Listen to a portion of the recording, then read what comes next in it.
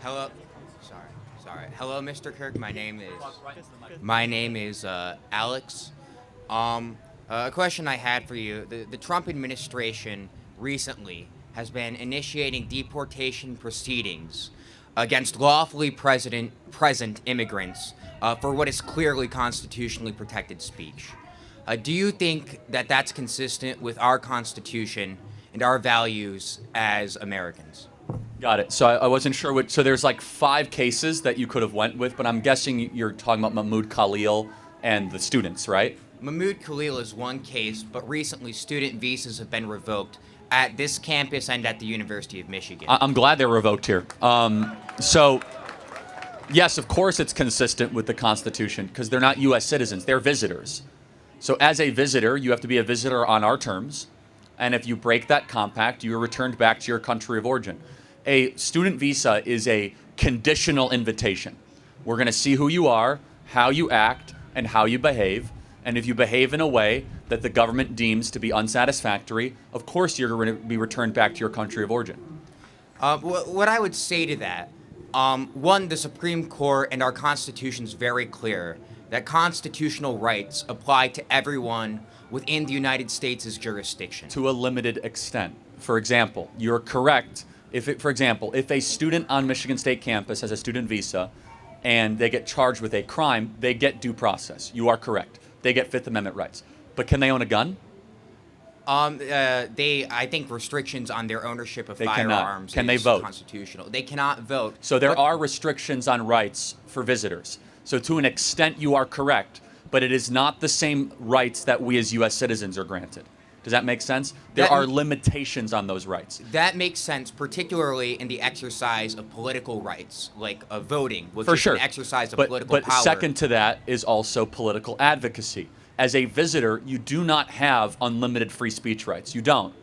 They are conditional to you being expelled. And the specific act that you're talking about says that if the government deems the speech of the individual to be contrary to U.S. foreign policy interests, which I think advocating for Hamas is against the U.S. foreign policy interest, then we can send you back to your country of origin.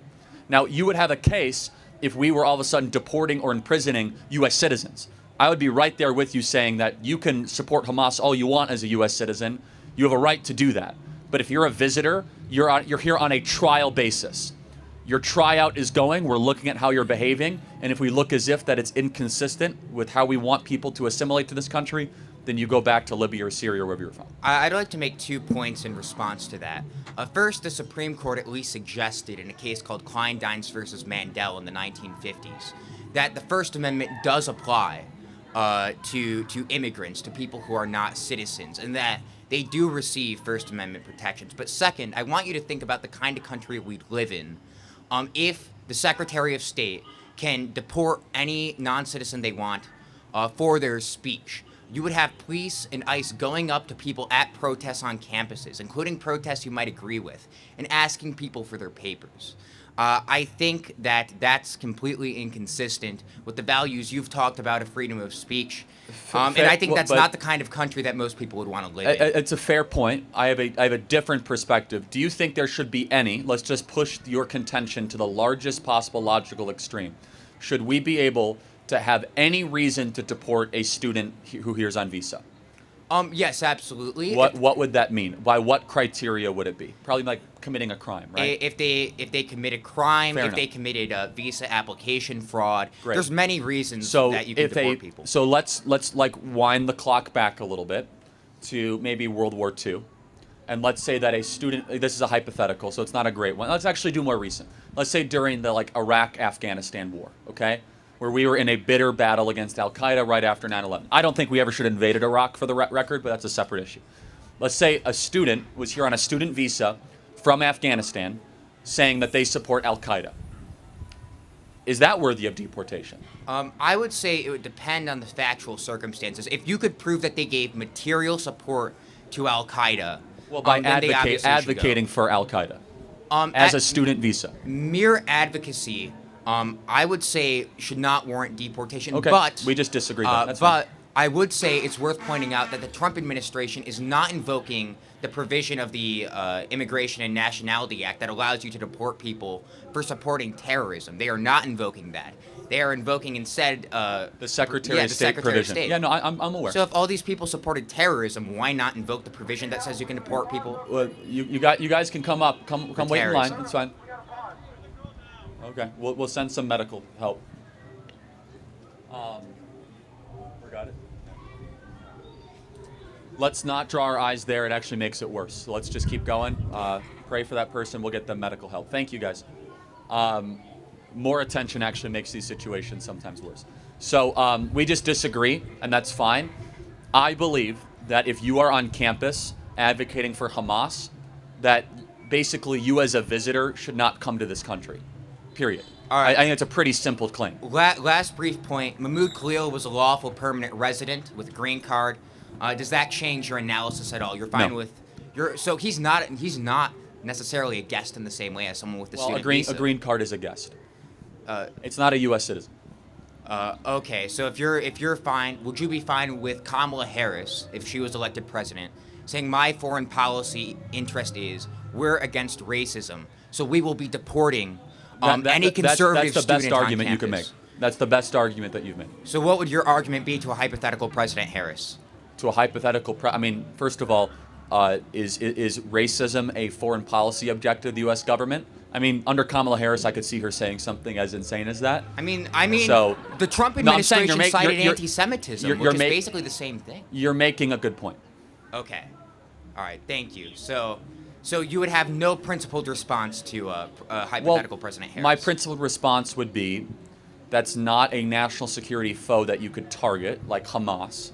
However, to your point, could this provision be abused in the future? Yes. Why am I largely in support of it? Even more than the specifics, I think we need to push back on this idea that you can behave however you want while you're a visitor, and there's nothing we can do to expel you. That's my larger macro premise, that while you are a student here, or whatever, a visitor, we have a right to send you back to your country of origin if you don't fit into agreed upon American values. But you made a good point. Thank you. All right, thank you. Appreciate it. So I love this so much because Charlie is being cool about it. But the truth is, if you are in someone's country, there are ways in which you behave, you understand? You don't come to a foreign land and start demanding things as if it's your land. No, you are a visitor. So whatever rule that apply to that country, you have to follow. Because entering there, you are no longer in your airspace. It's just like in each country, we have embassy. When you enter an embassy, it's like you are in a different country in your country. So the rule of the embassy is what you follow. So when you travel to a foreign land, you have to abide by their rule. You don't go to a foreign land and you know these people are against this terrorist organization and you start siding with a terrorist organization simply because you were being given a visa. They will revoke that visa and you go back to your country because you are not, in line with what the country stands for. So that is what I see in this video. There's no way you polish it. If you are in a foreign land, you behave like a foreigner. Even when Jesus said, which face is in a coin?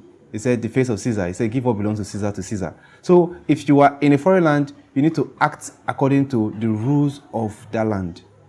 So this debate was cool. And you see, Charlie Kirk is, to me, I feel he's a wise man. Because even during the course of the debate, the guy made a sentence, or he made a statement, and Charlie Kirk was like, that is a good statement, you understand? Because he's more or less teaching the students, you understand? Because he's building their confidence. Aside from that, he's educating them. And that is why he's always on college campus, debating the student. Okay, debating the student, because he's trying to prepare the students for what is ahead. You understand? The way we or our parents pray or believe that we'll be greater than them, that's the kind of people Charlie Kirk is trying to build. He's feeling like these students are being brainwashed. So the earlier he starts on doing what they've done to them, the better for America. And he actually did a whole lot before his untimely death. So anyway, let me know what you think in the comment section. If it's the first time visiting the channel, click on the subscribe button. Thanks for watching and remain blessed.